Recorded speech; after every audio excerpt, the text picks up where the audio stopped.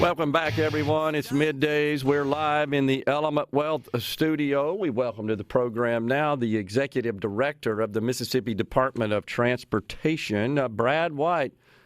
Mr. Director, Good morning. How are you today, sir?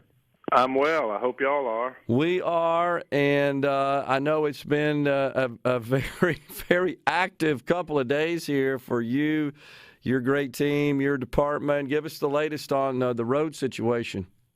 Sure. Well, you know, it's often been said that when weather's at its worst, that's when MDOT is at its best. And our folks began preparing for this, obviously, over the weekend and days in advance, and getting equipment ready and getting prepared to do all the things necessary to try to make things as safe as possible. All over the state, our folks have been putting out pre-treatments the night before, salt, slag, and doing a lot of the plowing that I'm sure people have seen photographs of online and on television.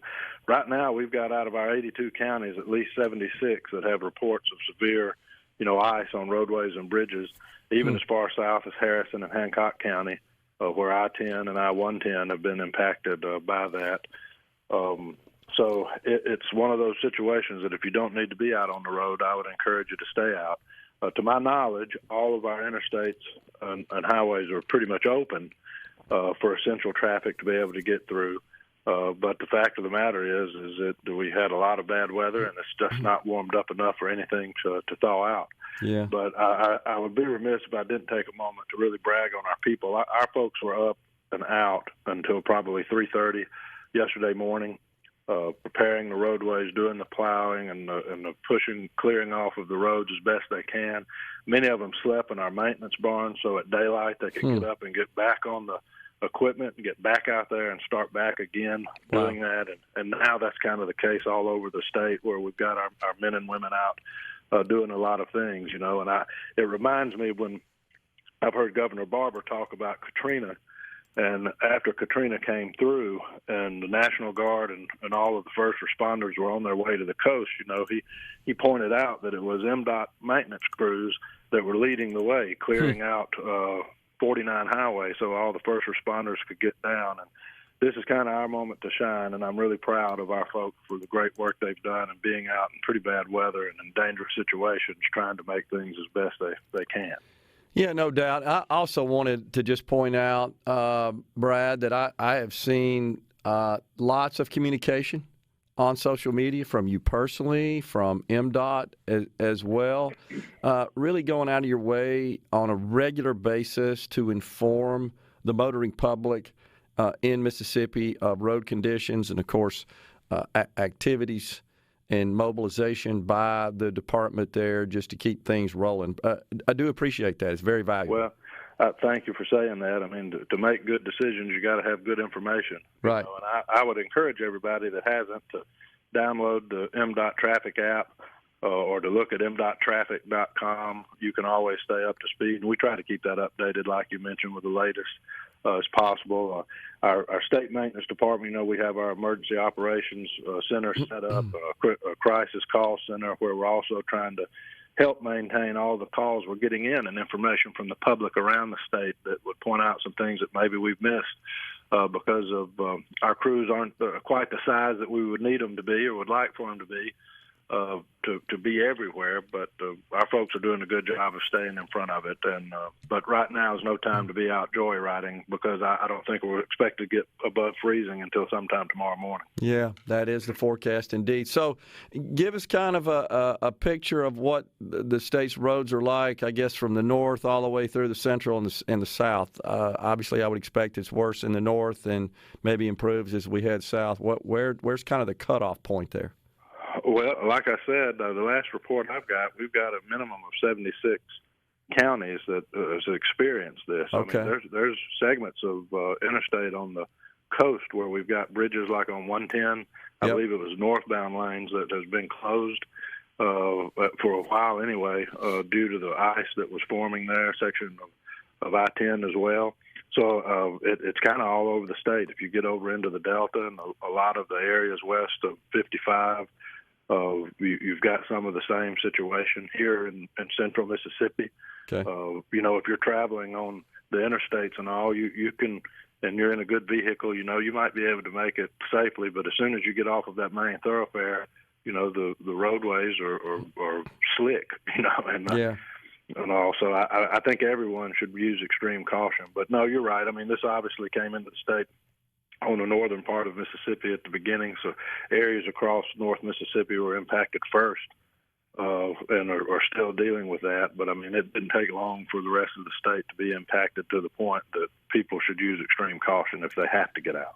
Yeah, and just want to pass on, a friend just sent me a text and a photo, a couple of jackknives on I-20 West at the ramp to Highway 49 there, of course, a busy traveled area. And these are big 18-wheelers in general, Brad. These folks are more adept at dealing with hazardous driving conditions than the average driver. When it causes them problems, us average drivers are in trouble.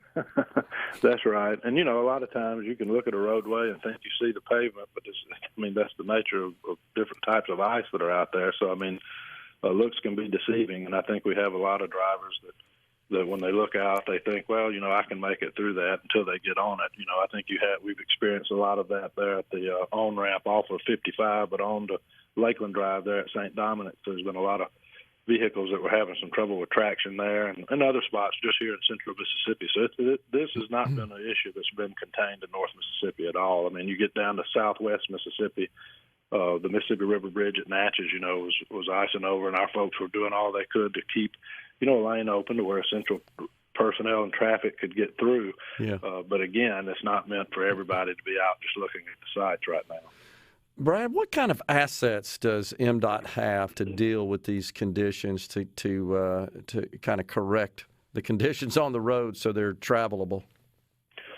Well, our best asset, as I mentioned, is our people. We've got a lot of trained and dedicated people that do this year in and year out. I remember back in the ice storm of 21, I think it was February of 21, we had some folks that were iced in at their homes that decided, well, we've got to go to work. We've got to get out and clear the roads, and they walked to the closest maintenance barn to get on the equipment. So, our best assets are people and the work and experience that they bring. But we've got equipment around the state that are able to keep the roadways plowed and that can put out the materials necessary to try to help gain traction and pre-treat the bridges as best they can, okay. But try to allow for traction and remove as much ice as possible. But in weather like this, to where you're not getting above freezing, everything just has a tendency to just continue freezing back over. So it's kind of a constant that we have to stay up with. Yeah, absolutely.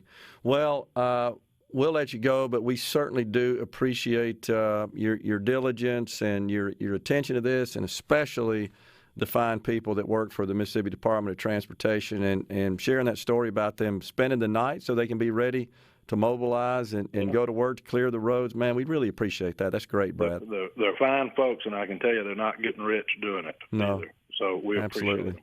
Appreciate it, my friend. We'll talk to you soon. Thank you, Gerard. Take care. You bet. Well, so, golly, what did he say, Lance? 76 of the 82 counties affected, right? Almost all of them. I can't imagine, with a few on the coast maybe. Yeah. And another couple. That's you're covering the state there, and it looks like a big white blanket. Including south of us. Yeah, south. Lucedale. When's the last time they had snow? Yeah, I saw winter storm warning, I think, on the map this morning, came across on the television, Walthall County. Just not something you would expect. So... Yeah. Well, you get to enjoy it. The dogs get to do this one time in a decade, maybe. Yeah. I know my little bird dog is having a big time today, and he's brand new. He's about 5 or 6 months old. Oh, cool. So he's having a big time. So, yeah, you get to enjoy it, and then it goes away, and we kind of get back to normal, the 50s again, and thunderstorms, Well, a couple of friends just sent me some photos here from the square in Oxford. And gosh, it truly is a winter wonderland. They got quite the dusting of snow. They did. And the MDOT cameras. I've been looking at all the little towns all over Mississippi this morning, and it's like a Norman Rockwell picture. There's just so many beautiful towns that it was a perfect setting because, Gerard, there was no cars. It was just the little lamp lights. everything's kind of glowy with the white. It was absolutely beautiful to see that. So people ought to go out there and look at that resource. It's amazing, actually. It really is cool. Also on the C Spire text line, Representative Price Wallace says, big thanks to our MDOT crews, and Mississippi is blessed to have such a great asset in Brad White, the executive director of MDOT.